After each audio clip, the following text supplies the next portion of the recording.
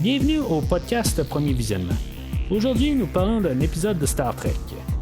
Bien entendu, je vous suggère d'écouter l'émission discutée aujourd'hui avant de m'écouter, car je vais le spoiler complètement. Bonne écoute.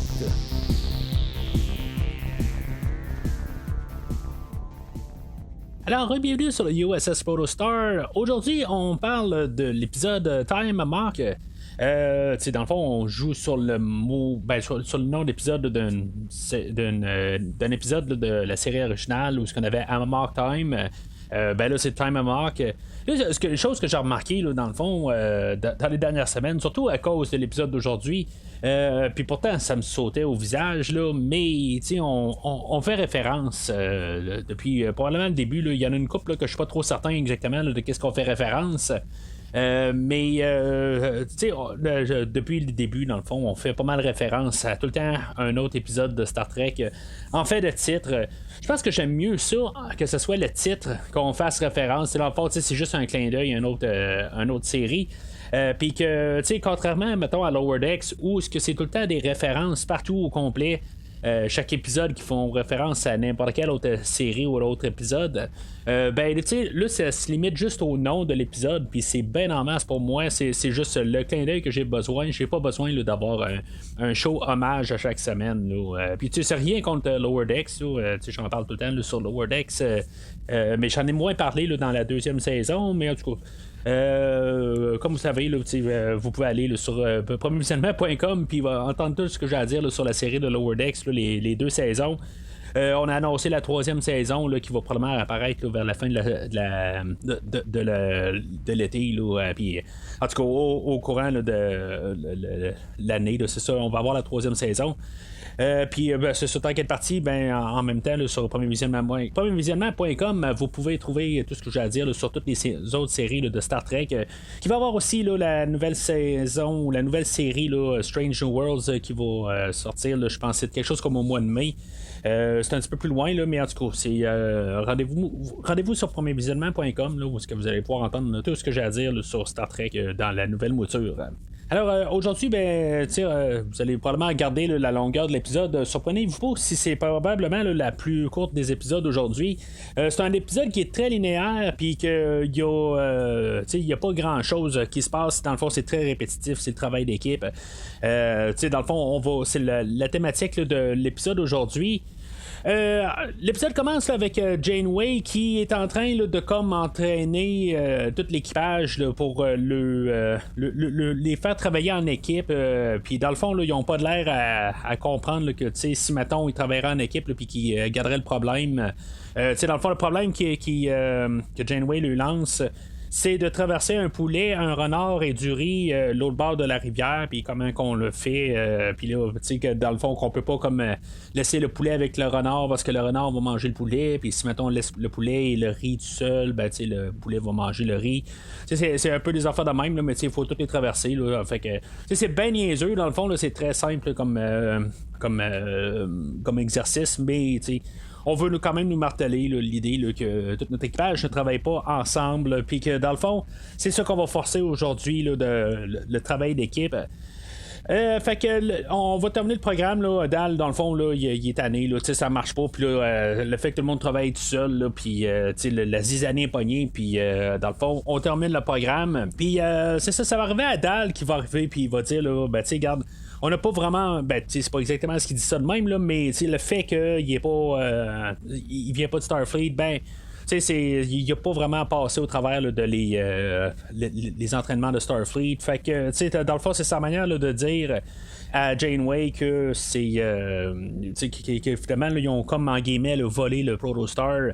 Puis que c'est pas des cadets de Star Trek, de Starfleet. Fait que.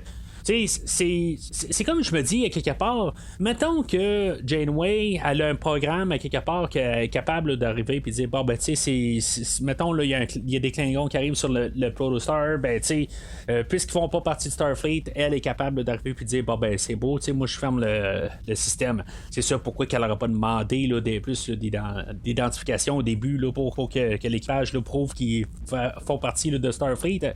Mais ça c'est sûr que c'est un show pour enfants, fait que il y a des petites choses qu'on doit laisser aller. Ça, je veux dire, c'est vraiment pas un problème là, pour moi. Là, je comprends le principe. Mais tu sais, je me dis quand même, à quelque part, si mettons, elle, tout d'un coup, on dit ça, ben, on dit, tu sais, on n'a pas d'affaires ici. Puis elle a ce programme-là, ben, tu sais, qu'elle n'arriverait pas, puis tout fermer le Protostar, puis dire, bon, ben, tu sais, vous avez pas d'affaires ici, ben évacuez le vaisseau. Ça reste quand même que c'est un programme, elle est pas vivante en tant que telle. Là, je veux dire, elle a une programmation. Puis elle a comme des directives à suivre dans son programme. Puis c'est comme un peu étrange là, ce qu'on fait avec Janeway. C'est sûr qu'on est dans l'univers de Star Trek, on a Data aussi, que c'est la même affaire là, dans Next Generation. Puis le docteur là, dans Voyager aussi là, qui apprenait là, des choses, tout ça. Mais il faut le prendre là, qu'ils sont comme des entités vivantes quand même, mais j'ai toujours un petit peu de misère un peu là, avec cette idée-là.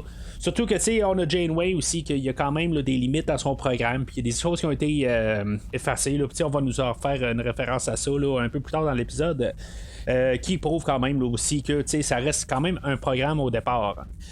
Fait que le Protostar va se ramasser dans une tempête là, de tachyons. Tu sais, à quelque part, tu vois une tempête, t'es avec ton vaisseau, puis à vitesse que tu vas, t'es capable un peu de la contourner, mais en tout cas. Le vaisseau décide qu'il rentre dedans. Dans le fond, je comprends là, pour le principe de l'épisode, c'est ça qu'il fait. Il fallait qu'il se passe quelque chose là, pour pouvoir faire une anomalie là, qui va faire que Janeway va se séparer là, dans plusieurs lignées temporelles. Mais tu sais, je trouve juste ça un petit peu nono, pareil comme affaire. Là. On voit la tempête, puis on rentre dedans, mais tu sais, c'est comme. On le voit carrément à l'entour qu'on pourrait comme la contourner, mais. En tout cas, je sais pas c'est qui est aux commandes là, du Protostar, mais on aurait peut-être pu juste le contourner là, au lieu de rentrer dedans. Mais en tout cas, fait que en rentrant dedans, ben il y a Jancom et Janeway qui sont à côté là, du Warp Core. Comme le noyau central là, pour pouvoir propulser là, le vaisseau. Puis le Warp Core explose, puis qui fait que il y a comme plusieurs lignées temporelles, comme je disais un peu plus tôt. Puis Janeway, elle va passer au travers de plusieurs lignées temporelles. Ça ramène un peu un épisode de Star Trek The Next Generation. C'était dans les 2-3 premières saisons, si je me rappelle bien. Où ce que à chaque annonce, là, dans le fond, à chaque partie, là, au début, dans le pré-générique, on avait l'histoire de l'Enterprise qui allait dans une anomalie, puis finalement, ben, il explosait. Après ça, on en reprenait jusqu'à la première annonce à 15-20 minutes de l'épisode. Ben, on avait un scénario qui était similaire, puis après ça, finalement, l'Enterprise explosait. Puis c'était pareil entre la deuxième et troisième annonce, la troisième et la quatrième, puis la 4 et la cinquième, là, jusqu'à temps qu'on trouve une solution là, pour éviter que l'Enterprise explose. Ça me fait penser un petit peu à cet épisode-là spécifiquement. C'est sûr que c'est pas exactement la même affaire parce qu'on a un temps pas mal plus contraint. Là. On a une demi-heure de moins là, d'épisodes, contrairement à The Next Generation. Mais en même temps, on fait pas exactement la même affaire, ça c'est normal. On essaie de faire quelque chose d'un petit peu plus créatif, un petit peu. On joue sur le même principe, mais total autre chose. Fait que dans le fond, le but avec la thématique d'aujourd'hui, c'est de pouvoir travailler en équipe. Même si les personnes sont séparées, chaque personne va arriver là, à chaque fois que Janeway, elle va savoir avec Jancom, mettons, qu'elle a 10 minutes pour créer, là, refaire un warp core puis le brancher pour pouvoir repartir le vaisseau. Puis là, c'est dans le fond avec cette information-là, on sait que chaque lignée temporelle n'est pas pareille pour tout le monde parce que selon avec la lignée temporelle, on sait qu'il y en a un 10 minutes, c'est pas la même 10 minutes pour un autre. Il y en a que c'est quelques secondes, il y en a que c'est plusieurs jours. Fait que, tu sais, dans le fond, Janeway, suite à Jancom, qu'il était moins de 10 minutes, mais tu sais, on a eu l'information que c'était 10 minutes qu'on avait. Fait que le 10 minutes pour Rock Talk, dans le fond, ça va être. Tu sais, c'est quelque chose qu'on ne dit pas à ce moment-là, mais cette lignée temporelle-là dure beaucoup plus que 10 minutes. Tu sais, puis on ne sait pas exactement, là, c'est peut-être plusieurs mois. Que ça a pris à Rock Talk, dans le fond, là, de comprendre toute l'information. Mais c'est la manière qu'on nous apporte ça, c'est que Rock Talk, elle va juste céder sous la pression, puis elle va demander à Janeway là, qu'elle soit désactivée. Fait que à ce moment-là, on pense que Rock Talk a juste, il s'est rien passé là, dans cette lignée-là, mais On va revenir à ça un peu plus tard. Fait que Janeway elle apparaît avec Zero. Puis Zero, ben, elle là, en tout cas, le robot, là, il est capable là, de dire combien de. C'est quoi les plans pour créer un warp core. Fait que, tu sais, dans le fond, le 10 minutes dure à peu près 10 secondes. Fait que on doit sauter tout de suite à Murph. Murph, pas capable de communiquer. Fait que on saute tout de suite à Dal. C'est là où ça devient un petit peu plus intéressant. Dans le fond, avec Dal, lui, c'est sûr que, tu sais, regarde le comportement qu'il a, il a besoin un petit peu de motivation. Puis on va faire une référence là, à l'Apollo 13 là, que dans le fond là, on avait des astronautes là, qui essayaient de revenir sur Terre, puis que finalement il y avait ils ont pogné un débris ou quelque chose de même là. Je me rappelle plus exactement là, de l'histoire. Il y avait un film qui était fait là, dans les années 90 là, avec Tom Hanks là, qui expliquait là, toute cette mission là, sur la Lune, que je pense qu'ils n'ont même pas réussi à se rendre sur la Lune. Ils ont fallu leur virer de bord, puis c'est ça, dans le fond, ils ont trouvé une manière là, de réussir à survivre qui avait à peu près aucune chance de survivre. Fait que on va faire référence à cette histoire-là. Puis c'est ça, Dal dans le fond, il va réussir à construire le Warp Core. Fait que Janeway, elle va réussi à voir dans le fond comment que ben tu sais où ce que les morceaux sont, fait que ça peut aller plus vite. Puis finalement, ben tu sais, juste à la toute fin, ben il manque un genre d'adaptateur pour pouvoir faire fonctionner le Warp Core. Fait que finalement, manque de temps, ben Janeway se rend à la lignée temporelle de Gwyn. Puis Gwyn, ben c'est ça, elle va refaire le Warp Core. Bien sûr, il manque juste, dans le fond, encore l'adaptateur, mais elle a un peu plus de temps pour le faire parce que justement, là, ce temps-là de plus, là, avec puisque Dal a déjà passé par là. En tout cas, c'est comme ça que j'interprète ça, dans le fond. Pendant ce temps-là, ben c'est ça, on avait eu le Diviner qu'on avait vu avec Dreadnought qui ont reçu là, l'appel de détresse là, du Ferengi là, du dernier épisode, que finalement, ben, ils savent où est-ce que le Protostar est, puis comme je disais, dans le fond, il n'y a pas de temps là, où est-ce que le Diviner pourrait se rendre prochainement, pas loin du Protostar, fait que là, en sachant les coordonnées du Protostar, il réussit à distance de se faire créer. Ils disent un Rev 12 ou c'est Dreadnought. Je suis pas trop sûr là, de la chose là-dedans. Ce que le Rev 12 c'est une marque de robot là, de Dreadnought là, en tout cas. Parce que plus tard on va faire référence que c'est Dreadnought qui va avoir trouvé là, finalement l'adaptateur.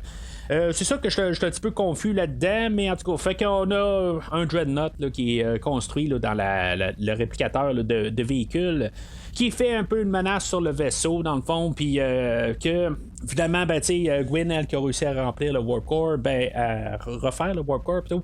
Finalement, ben, il est embarré avec sur le pont, puis finalement, Dreadnought, lui, il est sur le point là, de renvoyer le Protostar vers le Diviner, parce qu'en même temps, ben, c'est ça, il a trouvé le morceau qui manquait pour le Warp Core.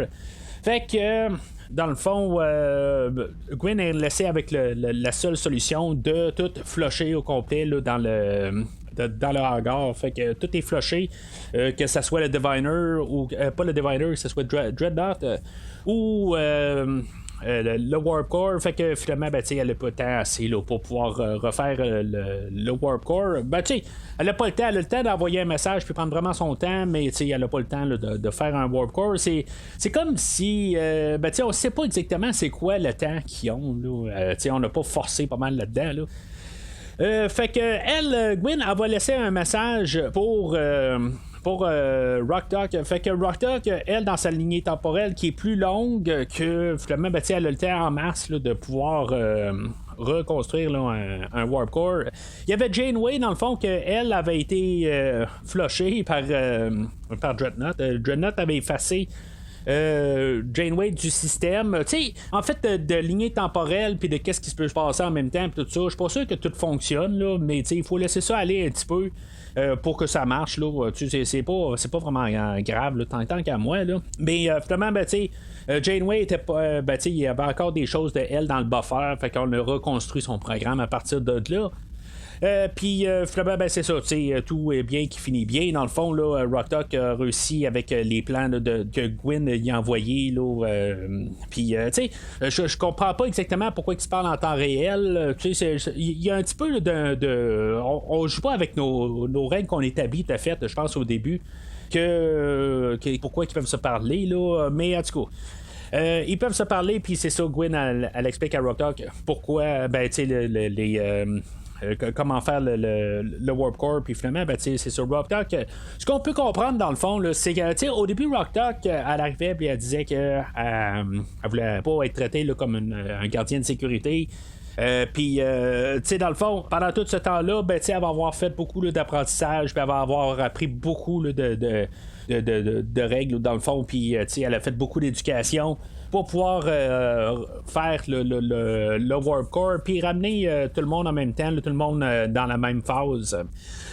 Puis c'est ça, tu sais, en même temps, ben on a Dreadnought là, qui est toujours quand même là, dans le hangar là, en train de comme se faire créer, pareil, ou qui a été démoli, ou c'est pas tout à fait clair exactement comment que ça s'est passé par la suite. Est-ce que Dreadnought a été quand même flushé parce que il était, tu sais, dans le fond, c'est comme tout dans des lignées temporelles différentes. C'est pas vraiment des lignées temporelles, c'est plus des phases, là, mais en tout cas, c'est pas tout à fait clair pourquoi que Dreadnought est quand même là dans en train de se fabriquer, mais il est pas. Il est pas en train de se faire monter là, par le système. Là. En tout cas, c'est pas très clair, mais ce qu'il faut comprendre dans le fond, là, c'est que la menace là, de Dreadnought est encore là parce qu'il est quand même encore activé. Là. Fait que c'est pas mal ça pour tout l'épisode. Je trouve que c'est un épisode qui est quand même le fun parce que c'est juste isolé un peu. Ça l'avance un peu légèrement l'histoire, mais c'est séparé un peu. C'était pas mauvais qu'est-ce qu'on avait au début aussi, qu'il y avait quand même un peu une histoire en continu, mais un peu des histoires fermées. Qu'est-ce qu'on a là, dans les dernières semaines? On n'a pas techniquement besoin là, d'avoir vu là, la semaine passée. On peut juste sauter là, dans l'épisode d'aujourd'hui, puis c'est bien correct. Puis c'est ça que je trouve le fun un peu là, de la série en question. Puis c'est ça, fait que honnêtement, c'est pas nécessairement encore le meilleur épisode. Je pense que quand on est revenu là, dans la mi-saison, je pense que c'était peut-être l'épisode le plus solide. Mais on garde un bon ballon quelque part. Il y a du fun là-dedans. Ça semble être du Star Trek là. Puis je pense que je suis pas mal d'accord avec pas mal toutes les critiques que je vois un petit peu en ligne.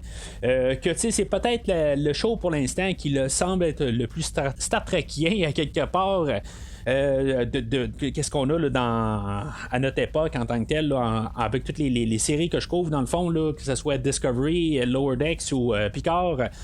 Picard, il faudrait que je le réécoute quand même là. C'était un petit peu trop de nostalgie dans que je l'ai écouté, mais juste réécouter un peu, mais je suis pas mal sûr que je vais arriver là, à la fin, puis je vais trouver là, que ce qui semble être plus du Star Trek là, c'est la série de Prodigy, puis que ce qui est ironiquement là-dedans, c'est qu'il n'y a pas vraiment d'équipage de Starfleet à bord du Protostar, mis à part Janeway, mais c'est pas vraiment là, c'est juste partie du vaisseau. Fait que c'est pas mal ça pour aujourd'hui.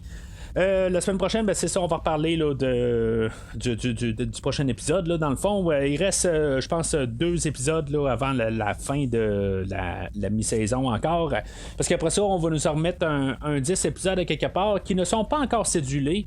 On a la semaine passée, je pense, on a sorti là, pas mal un calendrier là, de sorties pour tous les épisodes de Star Trek. Puis dans le fond, on a parlé là, de les prochaines sorties pour Picard, pour Discovery, où on va avoir beaucoup d'épisodes là, il va y en avoir des fois 2 par semaine. En tout cas, je sais pas comment je vais faire coller ça là, pour le show, mais on va voir ça là, dans les prochains mois. Dans le fond, là, je pense que les 3 dernières de Discovery vont être en même temps que les 3 premières de Picard.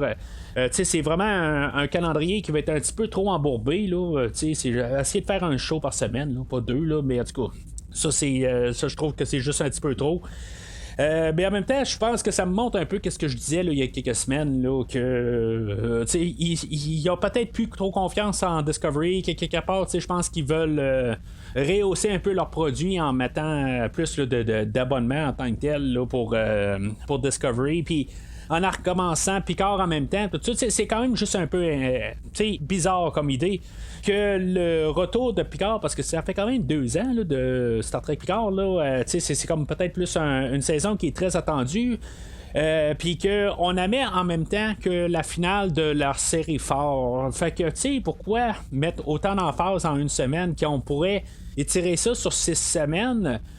Pourquoi qu'on fait ça sur 3 semaines? Ben, c'est là où que mon interrogation elle va, qu'il y a quelque part qu'il y a quelque chose qui n'ont pas très très confiance là, dans les séries de Discovery ou de Picard. Peut-être qu'ils ne trouvent pas que l'engouement pour Picard, la 2e saison, est là. En tout cas, on verra bien là, dans les prochaines semaines. Mais entre-temps, vous pouvez suivre le podcast de Premier Visionnement sur Facebook et ou Twitter.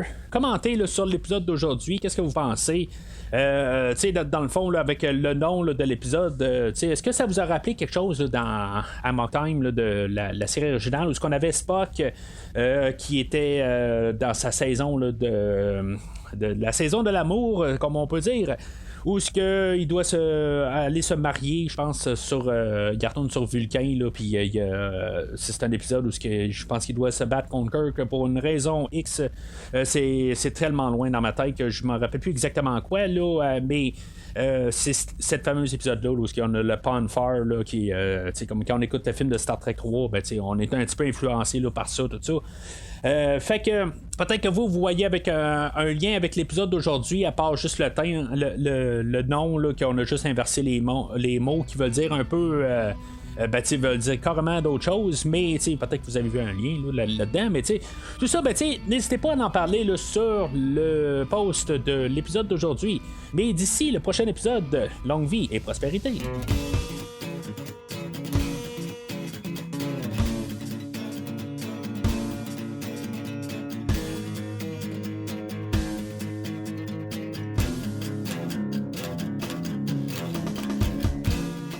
Merci d'avoir écouté cet épisode de Premier Visionnement. J'espère que vous vous êtes bien amusés. Revenez-nous la semaine prochaine pour un nouveau podcast sur l'univers de Star Trek. Vous pouvez suivre Premier Visionnement sur Facebook, Twitter, YouTube, Podbean, iTunes, Spotify et tout autre logiciel de diffusion de podcasts. Merci de votre support et à la semaine prochaine.